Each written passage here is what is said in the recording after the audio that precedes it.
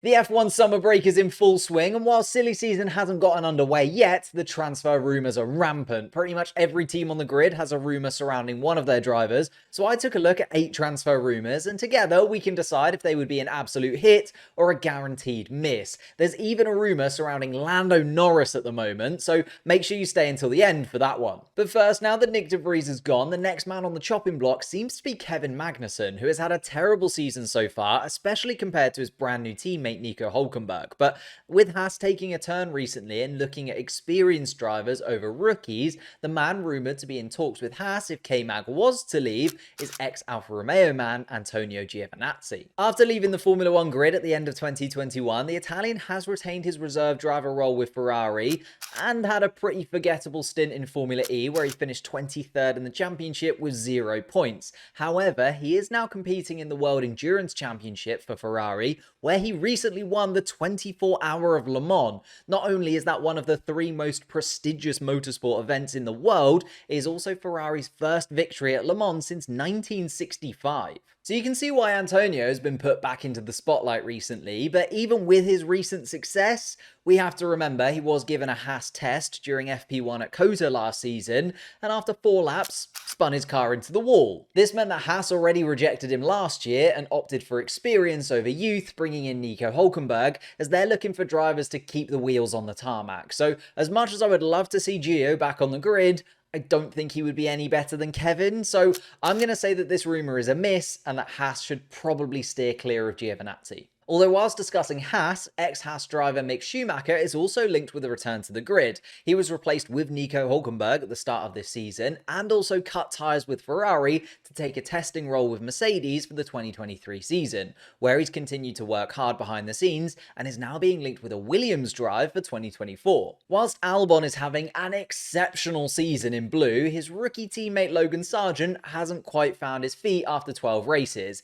He hasn't been anywhere near the pace of his teammate, but I think that's fine. However, he is the only driver to have taken part in every race and not to have scored a point, even when the Williams car has been competitive. So whilst Williams have been incredibly positive about Logan and continue to back the American, if he doesn't improve, his seat will continue to be under pressure, and with Mercedes team boss Toto Wolff having strong ties with new Williams boss James Vowles, who used to work at Mercedes, that could open the door for Mick Schumacher to make a return. Now, I was in the camp of people that wanted Mick to stay on the 2023 grid, and as much as I've been proven wrong because Nico Hülkenberg has been electric, I would love to see Mick back on the grid sometime soon. I want to give Logan as long as possible, but if by the end of the year there isn't clear progression, Schumacher in a Williams would for me be a hit. However, having said that, there is another driver linked to that Williams spot that if it were to be a real possibility, I would be even more excited about. Step in soon to be 2-time IndyCar champion Alex Palou.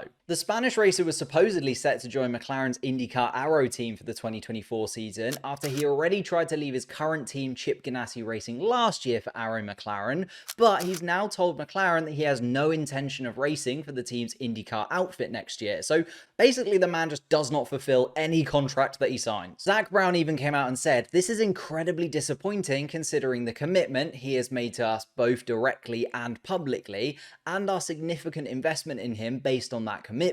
Of course, referring to the fact that the McLaren team have given Palou multiple drives in their Formula 1 cars, as well as a full free practice 1 test in COTA last season, where actually on the same tyre, Alex was only 3/10 off Lando Norris, so he was very impressive. It seems like Palou has decided against joining McLaren Arrows because he has been heavily linked to a potential Formula 1 switch, as both AlphaTauri and Williams are said to be in conversations with his representatives, which is mental, right? He could go from IndyCar champion, winning IndyCar, to being in one of the slowest cars on the Formula 1 grid. But if his dream is to be in Formula 1 and Williams can make that happen, that would be an incredible thing for the team, and I can't see it being anything other than a huge hit, not actually only for Williams, but for Formula 1 in general. I did though mention AlphaTauri because Daniel Ricciardo's future is still up in the air, which has led to rumours of Liam Lawson finally coming up into Formula 1 being talked about all over again. He missed out last season when the team opted for de Vries enquiries, as they thought the Dutchman would be a good person to judge Yuki Tsunoda against. And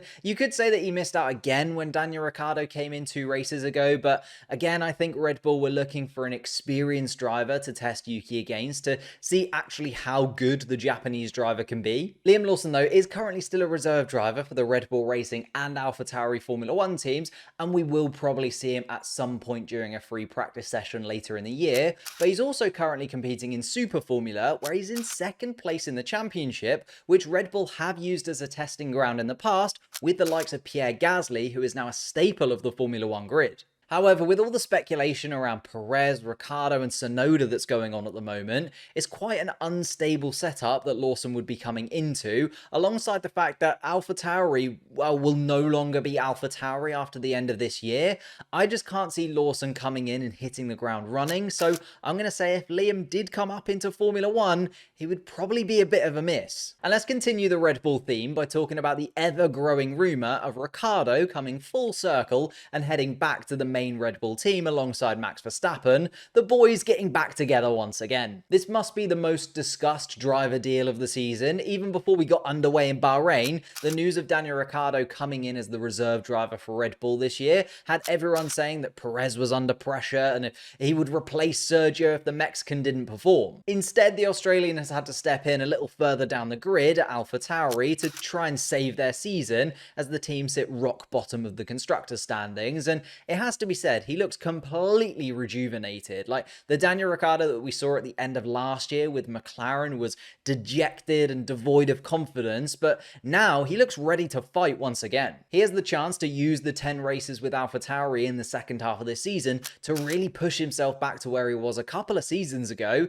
and if Perez still can't find his groove and continues to disappoint the Red Bull higher-ups, then Daniel Ricciardo slotting in alongside Max once again would be a hit for the 2024 season. Back to some younger driver options though, and the Pourchaire to Sauber rumours are back once again, which seems to happen yearly, but we have to remember that Teo is in his 3rd year of Formula 2, yes, he's leading the championship now, yes, but he's still only 19 years old. He did have a little bit of an underwhelming year last year in Formula 2, considering his rookie season was so impressive. He didn't quite have enough to keep up with Drugovich in last year's championship, but this season seems to have really pushed on and could take the title this season if the last 3 races fall his way. So he's shown that he's clearly made progress during his time in Formula 2 and has become a much more consistent, well-rounded driver that looks to have the skill set needed for Formula 1. He is of course a Sauber junior driver and the team's reserve driver this season, so with Alfa Romeo leaving at the end of this year, there may be some swapping around. Like, if you look at it, Valtteri Bottas has been seen as the team's lead driver since joining for the 2022 season and is currently midway through a 3-year deal. However, the Finn's performances have been mediocre so far this season, and the same could be said for Zhou too. Zhou has shown progress in 2023, but there hasn't been any incredible standout races, and he is out of contract at the end of this year. Pourchaire has been set to pounce up into Formula 1 for a couple of years now, and I think this year could be an excellent opportunity with the team becoming Audi in a couple of seasons' time too. So I'm going to back the Frenchman. I just think he would have higher highs than Zhou Guanyu and be a little bit more exciting to watch. So I'm going to say that this transfer would be a hit if Sauber were to make it happen. Another option for Sauber, though, looks to be Carlos Sainz. His future at Ferrari appears to have been thrown up into the air, with the Spanish driver reportedly signing a pre-contract to join Audi Sauber in 2026 at the end of his current Ferrari deal. Sainz has been with Ferrari since 2021 and in my opinion has put in some good seasons whilst racing in red, to the extent that the driver pairing of him and Leclerc is often seen as the most well-rounded on the grid. The problem for Sainz, though, has been his teammate, and with Leclerc set to sign a new deal that will keep him at Ferrari until 2029, it's clear that Fred Vasseur still thinks of Sainz as a second driver, which the Spaniard isn't too happy about. On top of that, the CEO of Sauber Motorsport, Andreas Seidel, is desperate to get Sainz on board following their time together at McLaren, with the German apparently wanting to build the Audi project around Sainz if given given the opportunity, which, considering Sainz is always going to be second best to Leclerc at Ferrari, is probably a very enticing option. Sainz is out of contract with Ferrari at the end of the 2024 season, but he has explained that for him, the goal is to go into the 2024 championship without any worries about it, and my contract for the future already signed and sealed. So if Ferrari is still leaning towards Leclerc and Sainz still doesn't feel like he'll ever get the chance to be a real number one in Italy, why not just move over to Sauber early, get the team set up exactly as he'd like it, and then when Audi come in fully, I think Sainz is going to be a great driver that they can build the whole team around. So I think this would be a hit if you were to move. I have saved the biggest rumour until last, and it does link to the possibility of Sainz moving on,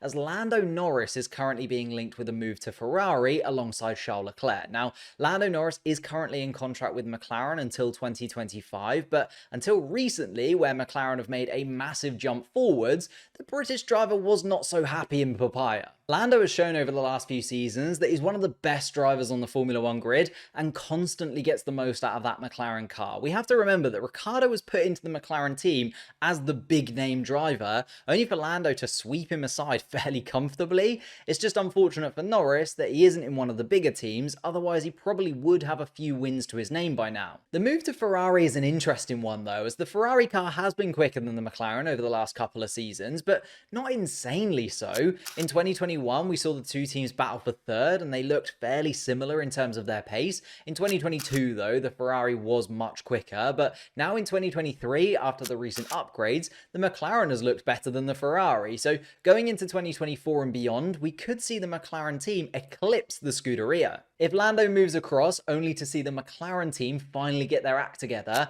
I think you would really regret that decision, because behind the scenes at Ferrari is still a little shaky. So because I'm hopeful for McLaren and I don't see him dispatching Leclerc as the number one, I just really want him to stay, and I'm giving this transfer a miss. So let me know what you think in the comments below. Which of these would be a hit and which would be guaranteed misses? And if you want some more driver transfer content, I made this video on how Aston Martin could replace Lance Stroll. So hit that link and I'll see you over there.